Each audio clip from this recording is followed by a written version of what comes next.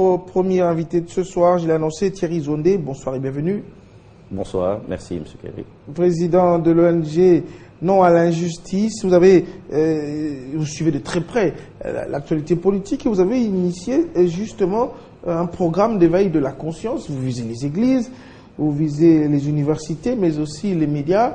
Vous êtes là également pour en parler. Mais moi, j'aimerais avant tout, puisque l'actualité politique l'oblige, nous sommes à une période où on passe le message en rapport avec le dialogue politique en République démocratique du Congo pour des élections, n'est-ce pas, apaisées. Il y en a qui sont pour, il y en a qui sont contre. Il y a beaucoup de divisions même au sein de l'opposition, beaucoup de courants politiques qui naissent aussi. Vous observez votre analyse. Mon analyse, M. Kerry, merci beaucoup de m'avoir posé cette question. Puisque vous parlez du dialogue, moi j'aimerais bien poser une seule question. Le dialogue, oui au dialogue, en profite à qui?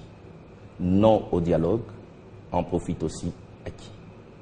Ça c'est la question qu'on devrait se poser tous.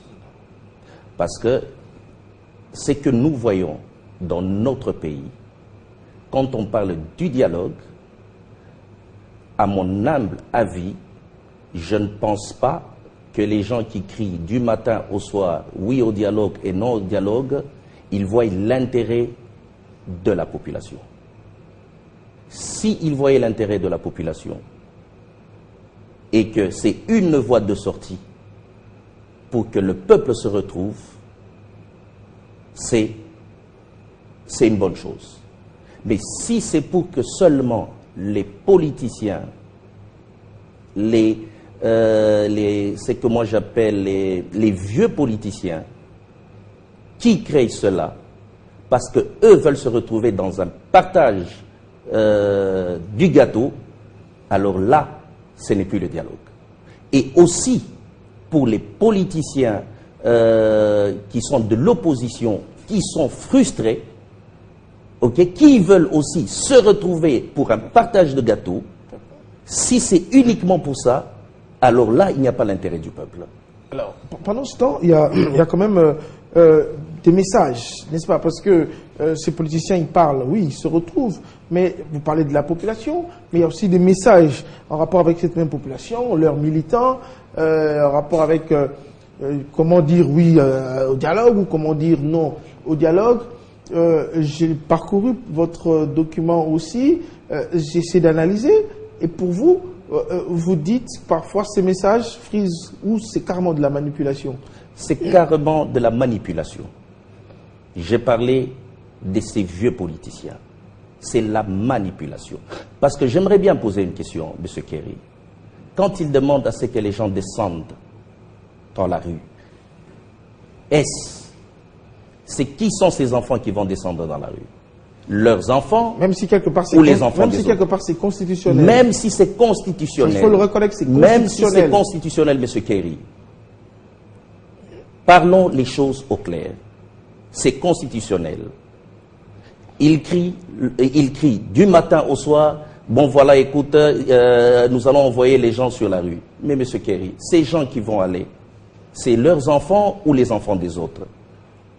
Quand il y a des manifestations comme ça, ces politiciens qui demandent, ou tout ce monde-là qui passe pour demander à ce que les autres aillent manifester, pourquoi est-ce qu'ils ne prennent pas leurs propres enfants?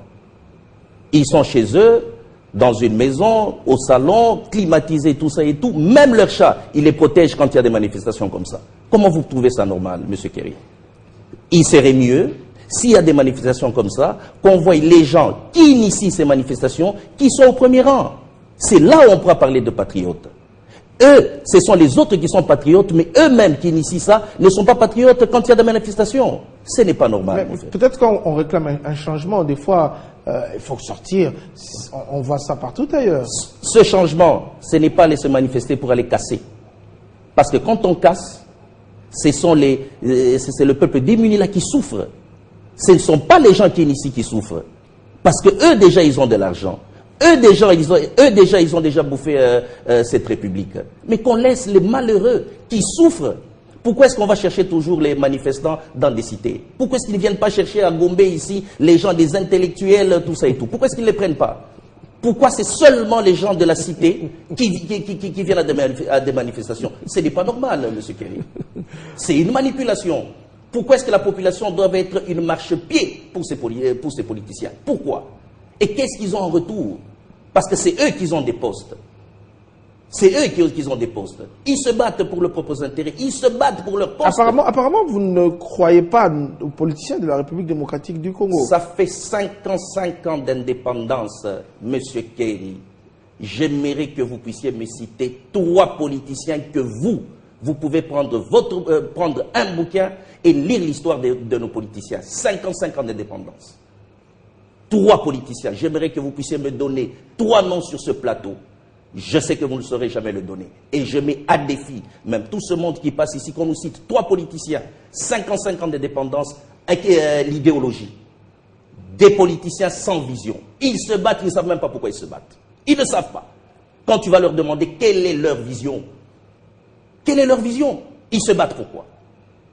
Alors, c'est pour le pouvoir, c'est pour qu'on les nomme un jour ministres, ils vont fêter. Pourquoi est-ce qu'ils fêtent?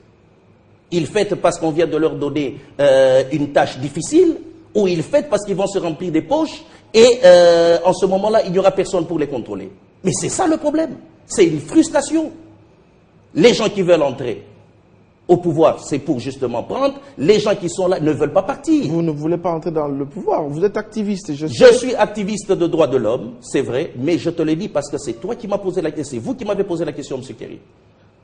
Vous avez des penchants vers la politique aussi? Non, je n'ai pas de penchants vers la politique. Moi, nous, notre rôle, c'est l'éveil de la conscience.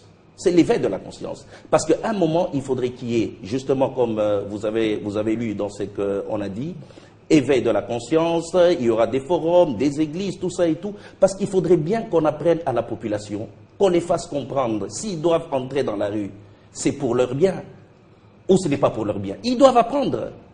Il faudrait qu'il y ait des forums comme ça. Là, on doit apprendre aux gens à savoir pourquoi est-ce qu'ils se battent. Alors, que ce soit du côté de l'opposition, que ce soit du côté de la majorité, le terme, on tourne autour de ce qu'on appelle l'alternance. Ça aussi, ça pose problème. Vous l'avez dit vous-même, 55 ans d'indépendance, vous n'avez pas trouvé des modèles, mais peut-être d'autres viendront sur ce plateau après vous pour me donner certains modèles d'hommes politiques ici qui ont même eu des visions, que les gens ont suivies. Aujourd'hui, pendant toute cette période, d'autres ont été constants, d'autres ne l'ont pas été.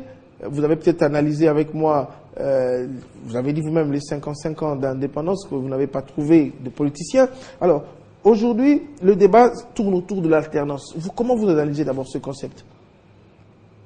Monsieur Kerry, l'alternance, c'est bien. Mais pour parler de l'alternance, il faut d'abord parler de l'alternance. Les gens qui parlent, ce sont des politiciens. J'aimerais bien vous poser une question. Même si c'est moi qui devrais poser des questions. Oui, même si c'est vous qui demandez, mais je sais que ce sont les politiciens. Mais quand on parle de cette alternance, dans tous ces partis politiques, pourquoi est-ce que d'abord, dans leur propre parti politique, il n'y a pas d'alternance? Dans leur propre parti politique. J'aimerais que vous puissiez me citer un parti politique ou deux où il y a eu l'alternance au niveau de la présidence. Moi, j'aimerais que vous preniez l'exemple d'un parti politique ou de deux. Non, je n'aimerais pas faire la publicité des autres ou entrer en polémique. Moi seulement, je vous dis, vous êtes journaliste, les partis politiques, pourquoi est-ce qu'eux-mêmes ne commencent pas avec l'alternance? Si on doit parler de l'alternance, eh bien l'alternance doit être à tous les niveaux. À tous les niveaux. Nous, on est jeunes. Il faudrait bien qu'il y ait une passation de bâton.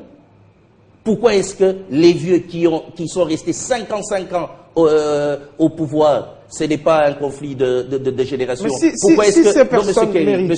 Monsieur Kerry, pas seulement parce qu'ils méritent. Ils ont été dans quelle université que vous n'aviez pas été? Il y a combien de milliers des intellectuels aujourd'hui qui se retrouvent chariomènes?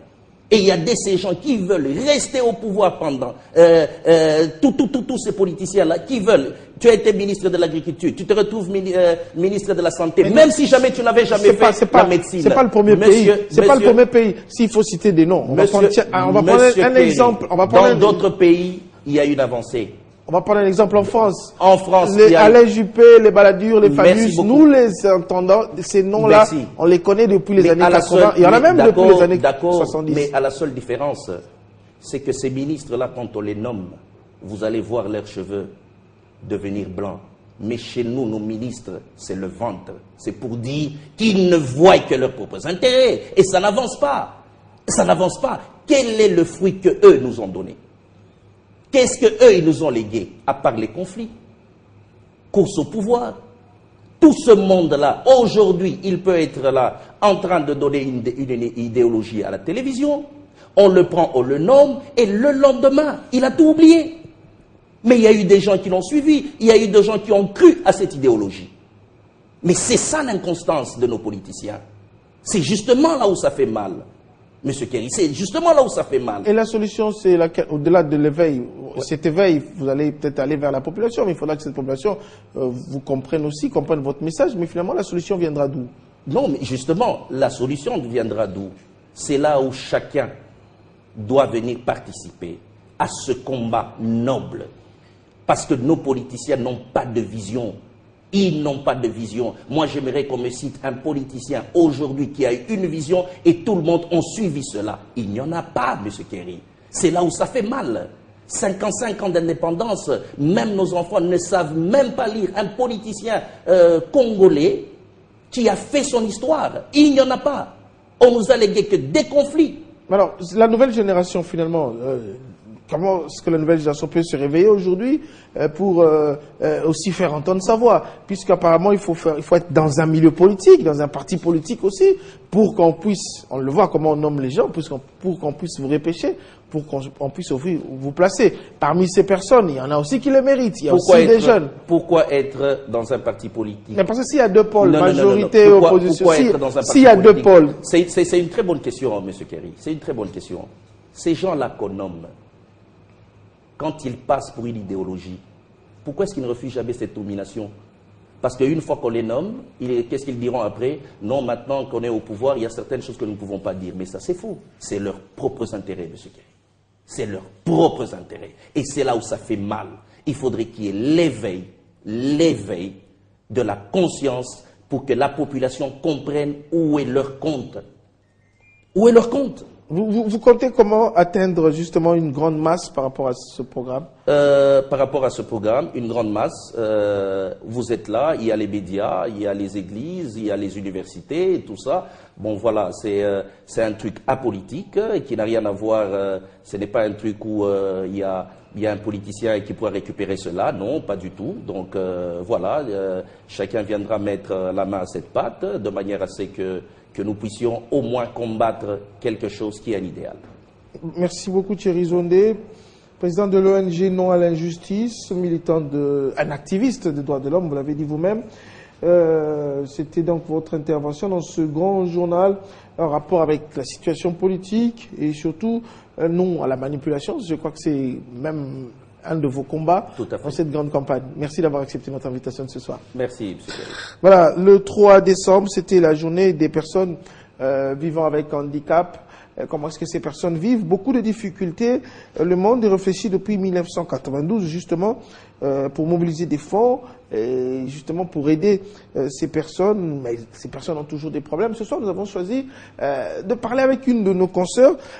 Vous connaissez sûrement sa voix. Beaucoup ne l'ont jamais vue à la télévision. Nous avons choisi, elle a accepté de nous parler comment elle a vécu son enfance, son handicap. Et aujourd'hui, vous allez même voir à travers certaines images qu'on va peut-être vous projeter, sauf imprévu, qu'elle arrive à conduire même un véhicule. Sergine Tabou, vous la connaissez sous le nom de Gino Rema de Charisma sur Top Congo FM, c'est notre deuxième invité.